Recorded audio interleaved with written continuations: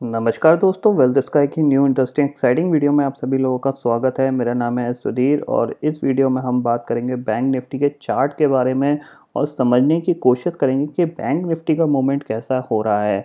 और अभी कुछ दिनों से मार्केट थोड़ा सा रेंज बाउंड है, आपको ज़्यादा बड़े मूव नहीं दिखाई दे रहे हैं निफ्टी बैंक निफ्टी में। तो इसकी कंडीशन क्या है और जब ये गिरावट बढ़ेगी या तेज़ी होगी तो हमें कौन से ऐसे पैरामीटर पर ध्यान रखना है जो हमारे लिए काफ़ी इंपॉर्टेंट रहेंगे। तो जल्दी से चलते हैं यहाँ पे चार्ट पे और समझने की कोशिश करते हैं।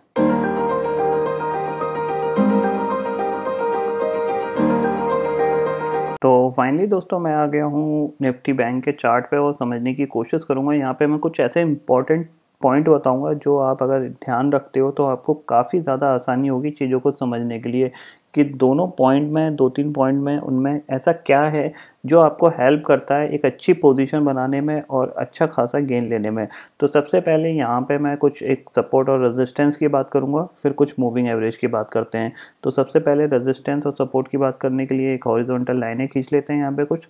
तो आप देख सकते हैं यहाँ पे ये डे चार्ट है, एक ये आप देख लीजिए यहाँ पे ये मैंने ये मार्क किया, ये एक रेजिस्टेंस का काम कर रहा है और सपोर्ट के लिए देखा जाए तो ये एक सपोर्ट का काम कर रहा है। आप देख सकते हैं यहाँ से ये 2-3 बार बाउंस हुआ है काफ़ी अच्छा, तो ये एक सपोर्ट का काम कर रहा है। यानी सपोर्ट का जो लेवल है वो आप कह सकते हो कि 26,600 से लेके 26,400 के बीच में आपको सपोर्ट आता हुआ दिखाई देगा और रेजिस्टेंस का जो लेवल है वो आपके लिए ये है कि 27,600 से लेके 27,400 के बीच में आपको रेजिस्टेंस आके आता हुआ दिखाई देगा।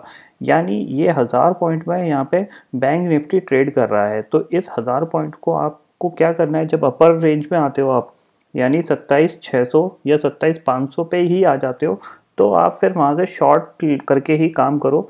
आपको एक नहीं, दूसरा दिन नहीं, तीसरा दिन आपको आराम से बैंक निफ्टी में 300-400 पॉइंट मिल जाएंगे। जैसे ही आप नीचे आते हो, नीचे आपको 26,500 का लेवल दिखाई देता है तो वहाँ से आप बाय करके काम करो, आपको विद इन 3 to 4 डेज में ही आपको 300-400 पॉइंट मिल जाएंगे।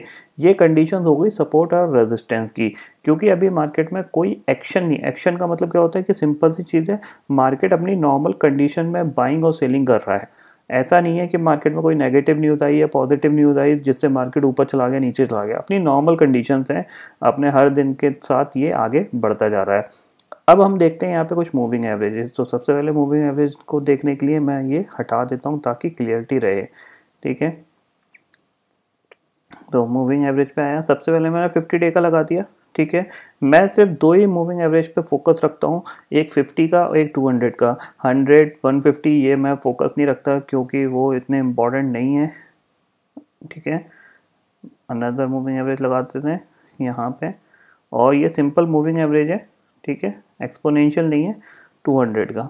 अब मैं यहाँ पे कुछ पॉइंट बता रहा हूँ आपको, वो चीज़ आप ध्यान से बिल्कुल ध्यान रखिएगा, आगे आने वाले दिनों में आपको बहुत हेल्प करेगा।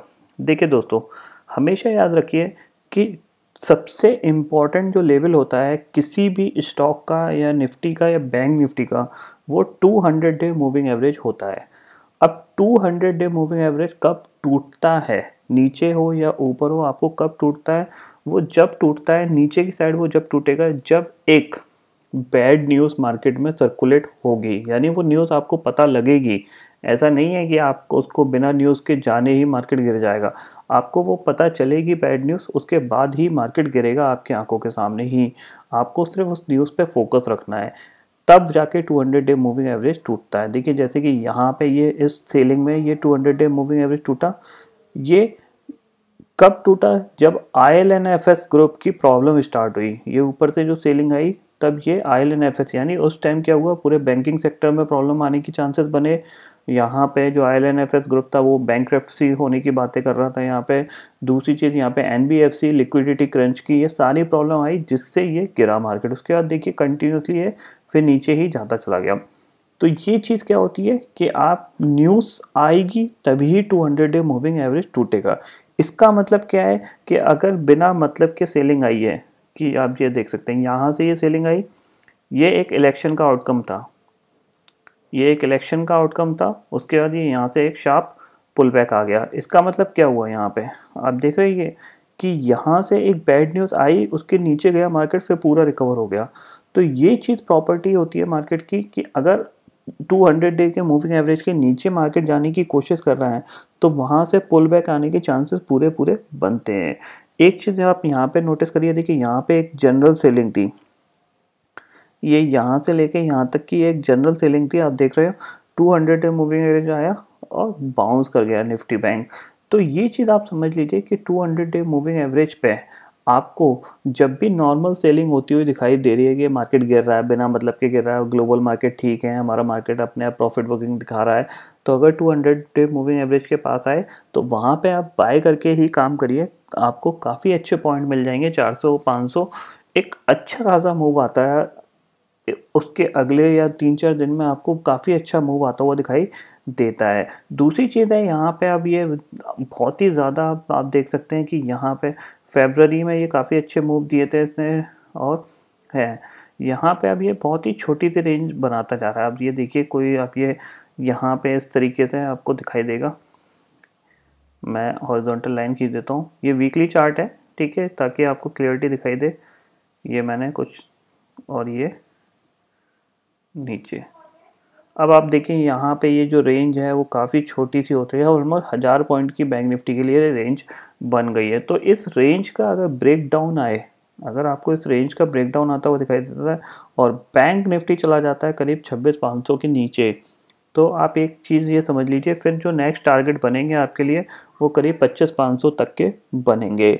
और ऊपर के लिए तो आपको वेट करना है, क्योंकि अब इलेक्शन आने वाले हैं और इलेक्शन के बाद कैसा मूव आता है या पहले कैसा मूव आता है ये चीज़ डिसाइड करेगा। बट ऊपर के लेवल पे इतनी जल्दी यहाँ पे नई मार्केट ऊपर टिक पाएगा, क्योंकि थोड़ी सी भी बैड न्यूज़ आएगी और मार्केट गिर जाएगा। तो निफ्टी बैंक के लिए आप ये चीज़ समझ के रखिए कि आपको जो फोकस करना है, देखिए आप ट्रेडिंग अगर हर दिन करने की कोशिश करोगे आपको पैसा नहीं मिलेगा। अगर आप लेवल पे करोगे, बड़ी क्वांटिटी पे कर लोगे, तो आपको पूरा 2-3 महीने का पैसा मिलने के चांसेस रहेंगे।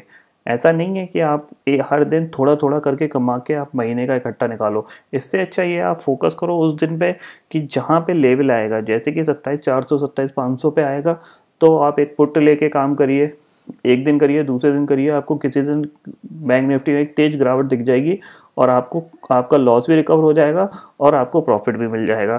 सेम चीज़ आप यहाँ पे जैसे यहाँ पे 26,600 26,500 के आसपास आता है तो एक कॉल लेके काम करिए। ये दोनों इंपॉर्टेंट लेवल हैं जो कि आपको मार्केट में एक अच्छा प्रॉफिट कमा के दे सकते हैं। बीच में अगर ट्रेड करते रहोगे तो कोई फ़ायदा नहीं है, क्लियरिटी आपको मिलेगी नहीं। आप थोड़ा सा मार्केट गिरेगा आप पुट ले लोगे, थोड़ा सा मार्केट चढ़ेगा कॉल ले लोगे। मैं आपको सिर्फ यही सलाह दे रहा हूँ कि आप लेवल्स पे आके काम करिए, बीच में काम करोगे आपको कोई प्रॉफिट नहीं मिलेगा। वेट करिए लेवल का, भले वो लेवल महीने में 2 बार आए, आप 2 बार ट्रेड करो। ट्रेडिंग का मतलब ये नहीं है कि आप हर दिन सुबह उठो और काम पे लग जाओ, भैया दे दनादन ऑर्डर, उससे आपको कभी प्रॉफिट नहीं मिलेगा। प्रॉफिट मिलेगा कि आप स्मार्ट ट्रेडिंग करते हो तब। तो ये चीज़ मैं आपको समझाने की कोशिश कर रहा हूँ। तो आई होप दोस्तों ये वीडियो आपको समझ में आ गया होगा। दोस्तों फिलहाल इस वीडियो में इतना ही है। आई होप ये वीडियो आपको पसंद आएगा। वीडियो पसंद आता है तो लाइक और शेयर जरूर करिएगा और चैनल को जो सब्सक्राइब कर लीजिए, क्योंकि मैं सुनील लेके आता रहूँगा हर दिन आपके लिए नए नए वीडियो। इसी के साथ शुक्रिया दोस्तों, जय हिंद।